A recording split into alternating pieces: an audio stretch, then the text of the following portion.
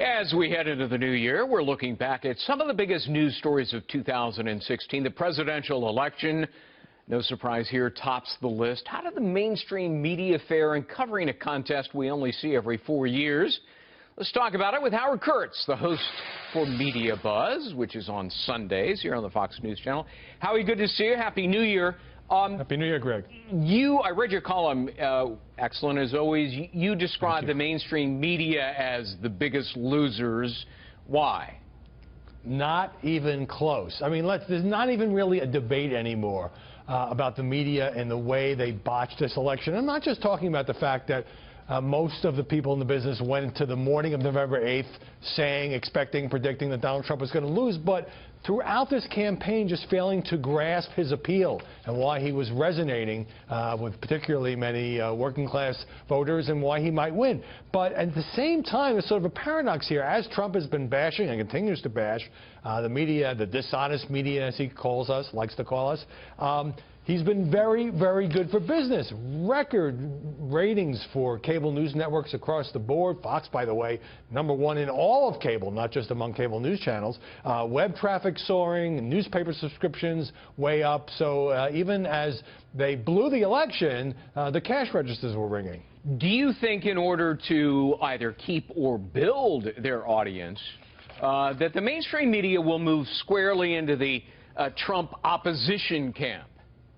I think for many outlets that is already starting to happen, and I think it's very dangerous. I mean, just to take one example, the website Slate, which has always been liberal, but now when you click on it, you get a little pop-up that says, President Trump has declared war on the press. Help us hold him accountable. Well, look, I'm all for media organizations being aggressive in their coverage of any president. But when you have a continuation now during the transition, and we'll see more of this after January 20th, of some journalists and media critics just coming out and openly saying, well, Trump is so different, and he's so slippery, and he's such a shady character, that we have to treat him differently than we have previous presidents, then you're really kind of giving up the claim of being fair. And I think that could really continue to tarnish the already low credibility of most of the media.